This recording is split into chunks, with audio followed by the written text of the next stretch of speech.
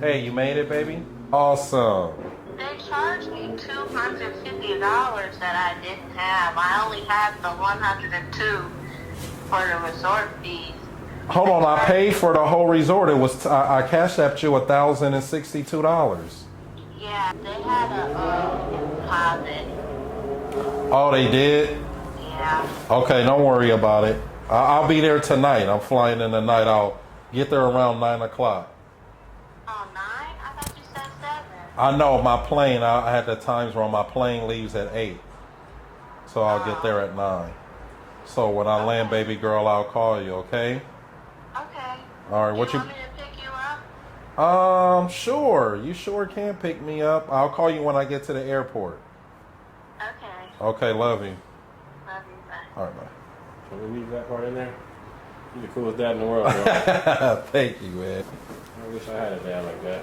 Man, I wish I had a dad like that too growing up, man. And that's why it pushed me to be the type of father I am to my baby girl, man, because my dad just wasn't there for me. You think she's less grateful? I think so, and I'm just being honest. I think a lot of kids in today's time who never went without, and dad or mom has always been there and gave them the best of everything, they expect everything.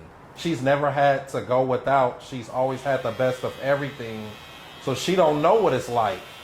Like I had to be on my own at 15, where I missed out on prom and grad night because I was out in the streets hustling, you know, selling crack, you know, just being honest. You know, I was out there because my mom was an alcoholic and my dad wasn't in the picture. Like, what was the reason why? You wanted to, like, get better school clothes or, like... The schools that I went to, it was very superficial.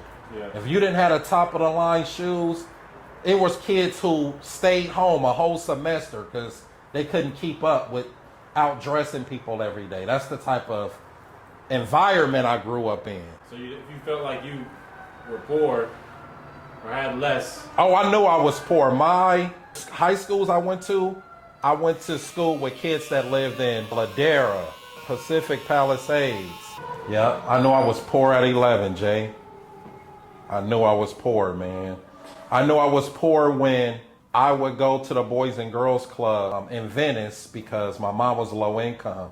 So they would bus the kids in the summertime in South Central to Venice and Santa Monica. I would get on the bus with my 10-speed and catch the bus to Venice and ride my bike around the beach. You were, at 13 years old, put your bike up on the front of the bus? Like, yeah. You were alone? Yeah. At 13? Man, I was on my own at 15. On my own in the streets. When I tell you I didn't go to prom or any of that, I don't even know what that is. My mom had 11 brothers.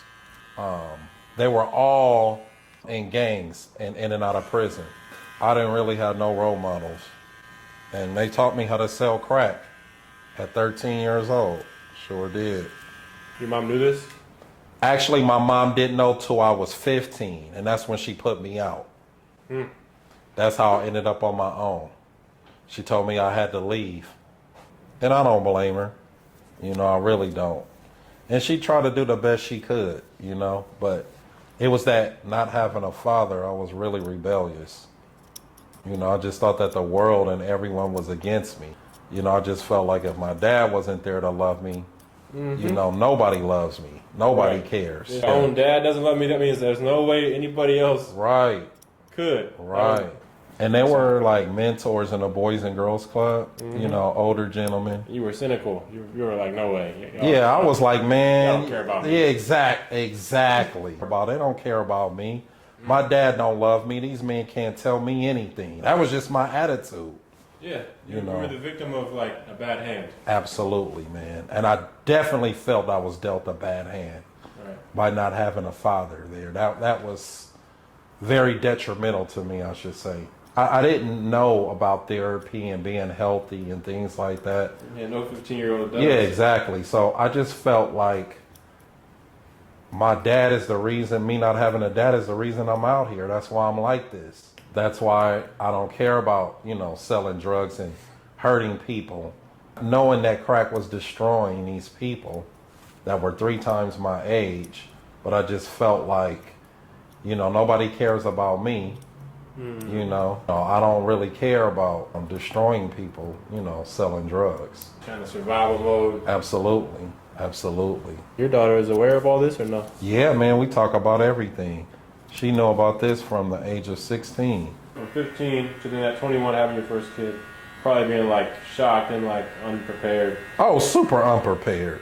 Nobody knows that when she was 9, she almost died. She was in a coma for 21 days. No way. Yeah. My daughter has been hospitalized from the age of 3 all the way up until now at times, at least 5-6 times a year.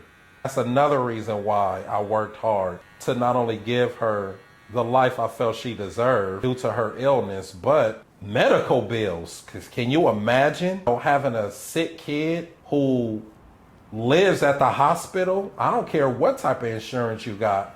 It's not going to cover everything that, you know, the hospital is applying to her. So, man, I had no choice really but to become an entrepreneur and figure out a way to be my own boss and have me and my daughter live comfortable, you know, due to her illness. The more story that you tell, bro, the more amazing of the story it is. Wow. When I connect the dots, like to who you are right now, that was not in the cards. For you Wow. to be able to provide the strength that you have. Yes, sir. Who gave that strength to you? You must have just had it in you. Like, this is incredible.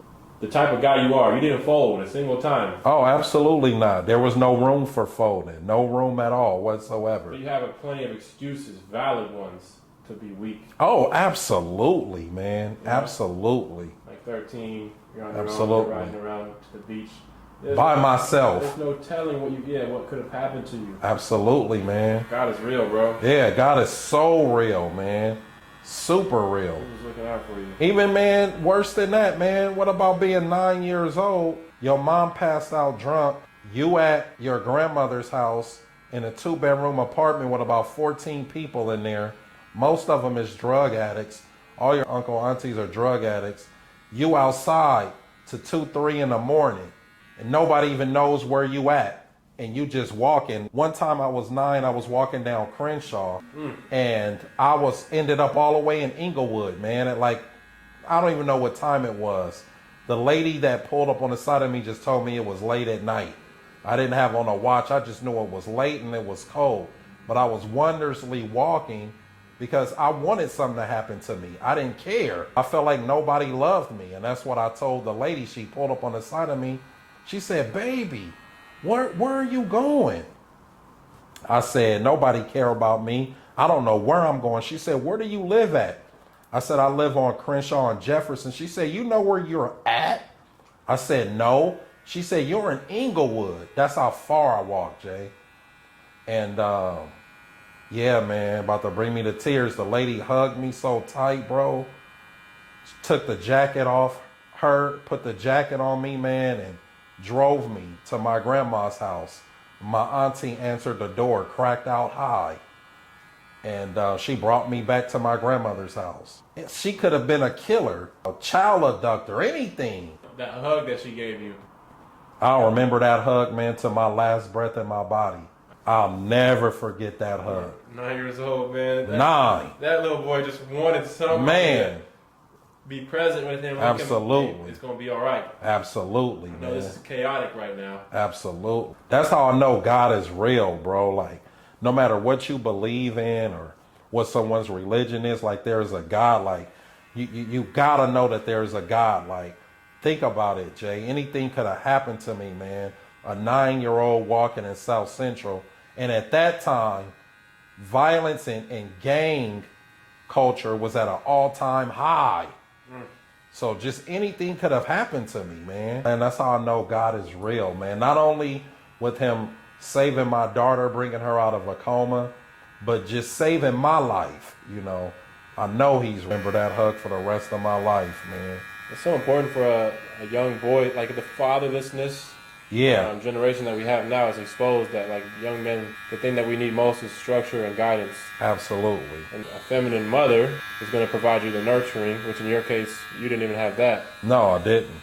Not only did you not have structure and guidance to be the foundation of, like, your manhood, your masculinity, and who you become. Right. Both of those things, not only does the masculinity important, but even like the femininity that you get from your mom, like being comfortable with your feelings, right, how to express them. Even with women, man, I wouldn't even let, you know, a lot of them in too close. For sure. Because I told a girl this that I dated last year. I said, listen, the society focus is always on cater to the woman's feelings, women's trauma. I said, men have trauma too. We come from fatherless homes. I said, listen, there's no pain like being hurt by your mother. That was the first woman to disappoint me. You got to understand that certain things you expect from me may not be there. Certain ways you expect me to trust you may not even exist, because the first woman to hurt me was my own mother. Society doesn't focus on that though. Even giving men a platform or even opening up a door for a man to feel it's okay to even say that. Man dealt with neglect. He was abandoned. He grew up in poverty. He experienced things that no little boy should ever have to experience. And look at him now, how strong he just showed up in that interview. I had no idea he was going to share all that. Share this video with the kid who needs it. I know you know somebody who knows somebody who needs this video. So share with someone, man. The best gift you can give somebody is the light if they're in the dark. If somebody you know is in the dark right now, share this video, because that man just shared the light.